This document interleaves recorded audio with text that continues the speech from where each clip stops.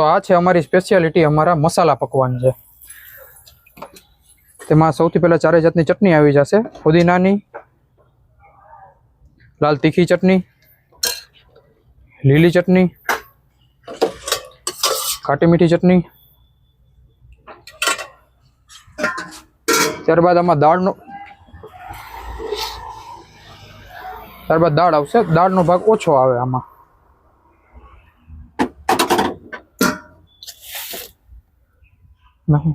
त्यारबाद मसाला, त्यारबाद डूंगળી, मसाला सींग, सेव गुंदी,